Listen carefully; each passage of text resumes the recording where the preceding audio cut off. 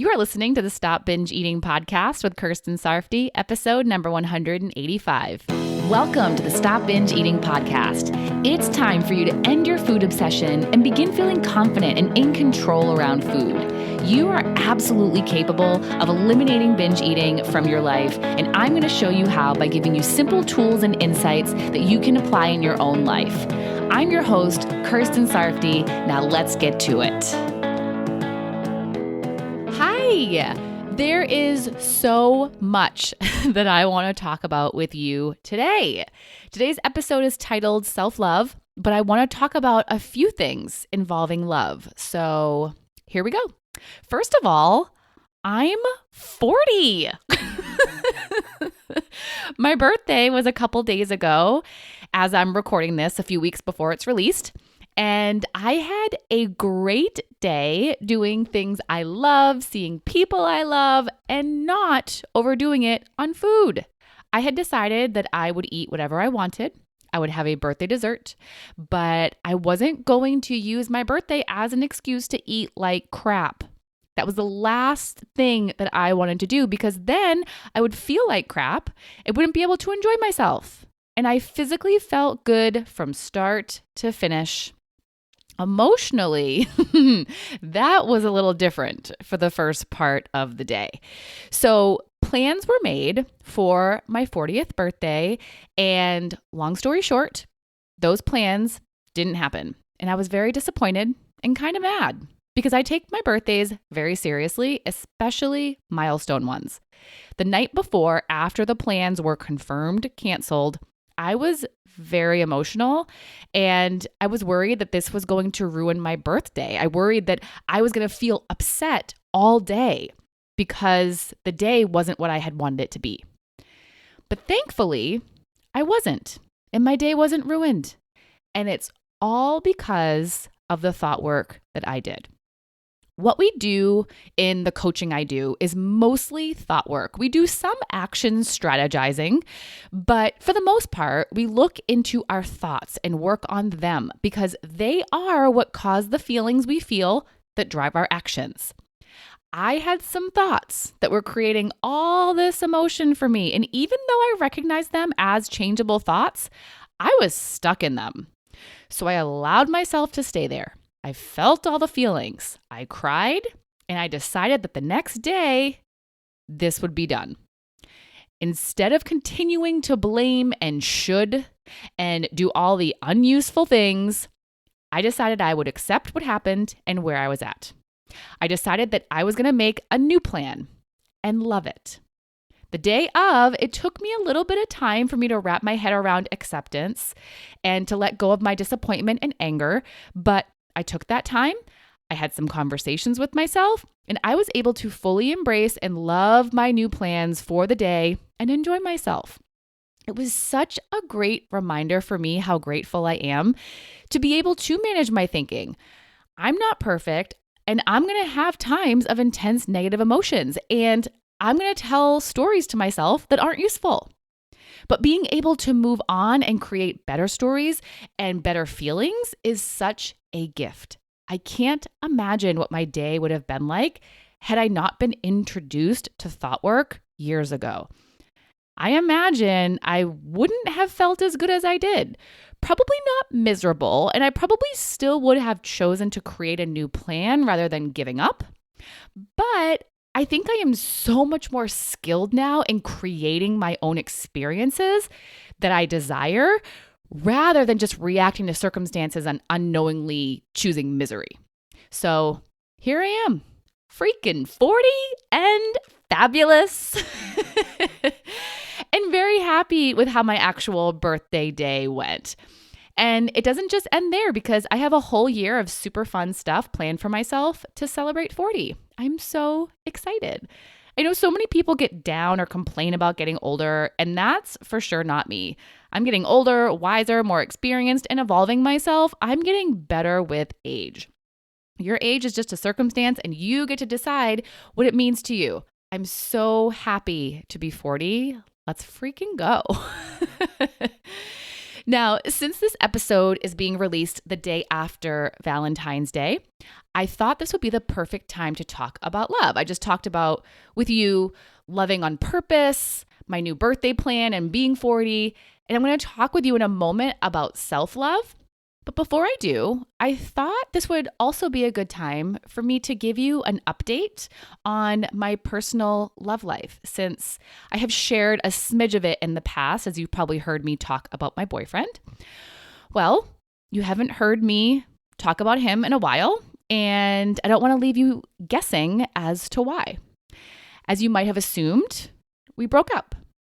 It happened back in June of 2021, so several months ago now. And it was my decision.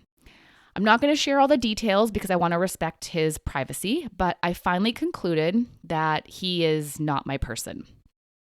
Even though it was my decision and I liked my reasons for my decision, it was still really hard. We'd been together for almost 2 years and lived together for almost a year.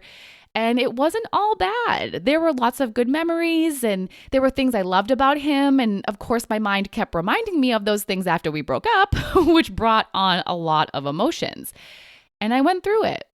I went through all the feelings. And just like with my birthday, I was so grateful to have previously done the work to be comfortable feeling my feelings and to be able to manage my thinking and not believe everything my brain told me. I remember talking with my parents the day after I moved into my new apartment. And I told them I am so glad I can just feel my feelings without eating or drinking alcohol to distract me from them or numb them. In a time when I was very sad, I had a moment of pride and gratefulness for the work that I had done leading up to this point. I've said it for myself, and I've had group members of mine say it time and time again. This work translates outside of eating. It changes how you handle your life. Eating or drinking wasn't going to change how I felt. It would just make me feel worse, so I chose the feelings. I knew the only way out was through, so I allowed myself to feel all the feelings. And now here I am, months later, not feeling them at all. At least not feeling them related to our relationship, maybe other things, because feelings happen. But the sadness passed, the grief passed, the thoughts changed, and I'm better for it. I truly believe that. I wouldn't trade the experience for anything. And one of many opportunities it gave me was learning to love myself more. I know a lot of you have gone through periods of time when you hated yourself or disliked yourself. Maybe you're in that space now. I'm going to be honest with you here and tell you that I don't think I've ever hated myself, even when I was binge eating. I've probably had times when I disliked myself, but it was more about what I was doing and not doing rather than disliking me as a person. And I've had times where I was disappointed in myself or mad at myself. But I think overall, I've had a pretty good opinion of myself throughout my life. But after that breakup, I chose to improve it. There's always room for improvement, right? And I thought it was the perfect opportunity to work on it.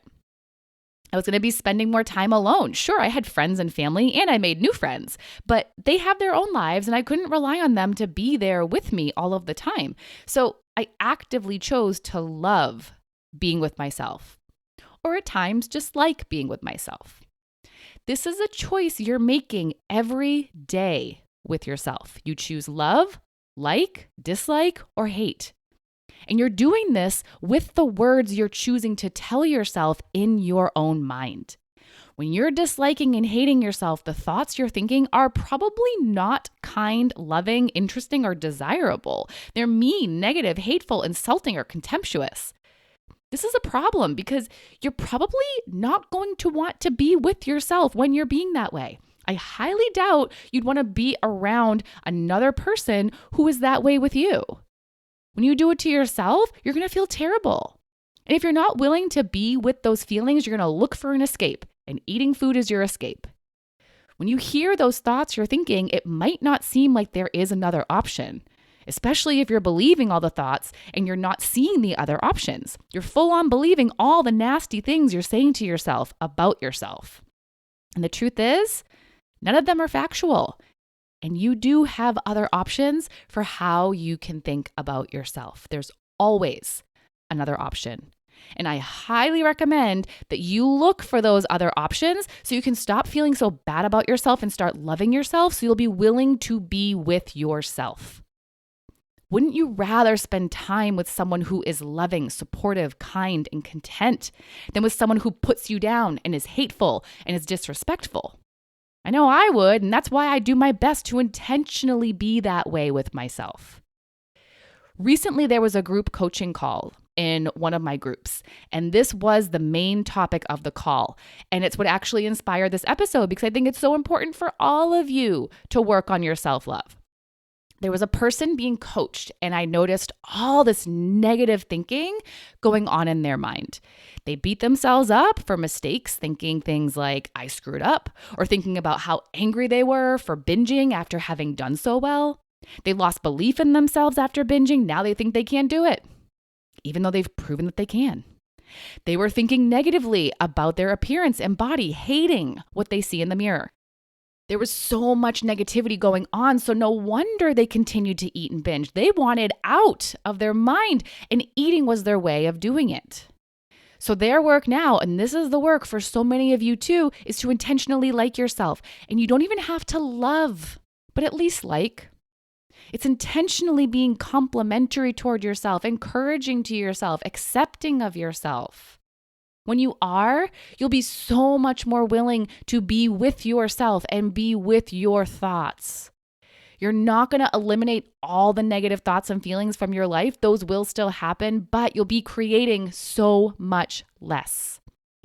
And another reason why this is so important, besides giving yourself one less reason to escape with food, is because feeling loved is only created by you. Other people cannot make you feel. Even if someone tells you they love you, it's not their words that make you feel loved. It's your thoughts about their words. That's why sometimes a person will say it and you feel very loved, and other times you feel nothing, or maybe even feel negative if you don't believe them and you're thinking about why you're not lovable. You've probably heard that saying that you can't love anyone else until you love yourself. I personally don't believe that to be true, just my opinion.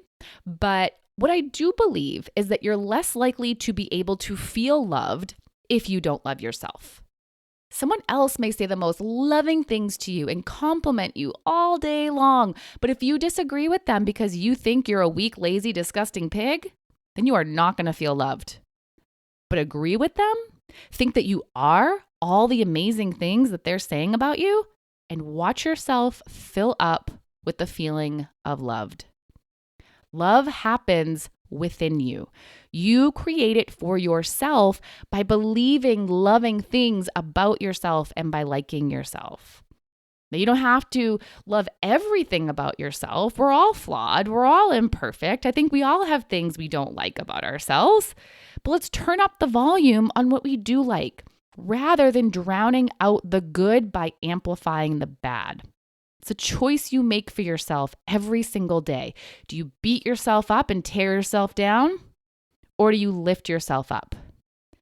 Your words in your mind matter, especially the ones that you think about you. They will be reflected in how you treat yourself. So this is how I recommend you start doing this now. And yes, you start doing this now. You don't wait until you've stopped binge eating to love yourself. Loving yourself helps you to stop binge eating. You don't hate yourself into eating well. You may have tried that and it doesn't work. When you love yourself, you treat yourself better and you're more willing to be with yourself, listen to yourself, be there with your feelings and not use eating food as a way to escape all of it. Just like you wouldn't eat to escape another person that you love when they're sharing their thoughts and feelings with you. You want to be there with them because you love them. Love yourself and be there with you, for you. So here's how you can start. Make a list on paper, not just in your mind, on paper, write it down. 15 things that you like about yourself. Anything you can think of. Nothing is too insignificant. Write it down. I did this with that group member I was telling you about. We didn't get all the way to 15 because we only had so much time, but we had a good size list going, and I'll tell you, it lit her up to think about herself when she was focusing on what she likes rather than what she doesn't like. And it was all true things that she genuinely believes about herself. She wasn't blowing smoke and pretending to be positive. There really are things she likes about herself. She's just not used to thinking about them. I want you to start thinking about your things for yourself. Now, this may be a challenge for some of you. It may take some time to come up with 15, but commit to it because it will make a world of difference for you. You can even consider what other people might like about you and see what you agree with them on to get ideas. Just please start finding the good in you, the likableness in you, the things for you to love, and remind yourself of them every single day. And remember, your goal right now doesn't have to be loving yourself, especially if you feel a lot of hate or self-loathing. That's a big leap. But at least find what you like. There's some things. Find the qualities that you're proud of. Find what other people admire about you. And as time goes on, watch yourself begin to love yourself, not because you're perfect, but because it feels so much better to love than to hate. Start deciding to love yourself more and stop being so hateful or negative with yourself because there's no upside to doing that. It just makes you feel horrible. When you feel horrible, you're not going to do productive, useful, goal-oriented things for yourself and care for yourself. It's unlikely that you're going to treat someone well if you hate them, yourself included. There's so many upsides to liking yourself and turning up the volume on what you like. That's where positive action stems from, and that's where you begin to create a life you love. Have a wonderful week, writing down all that you like about yourself and telling yourself those things every day. Bye-bye. Thank you for listening to the Stop Binge Eating podcast. If you like what you heard today and you want more, go to coachkir.com/free. That's COACHKIR.com/free to get some awesome free stuff to help you stop binge eating.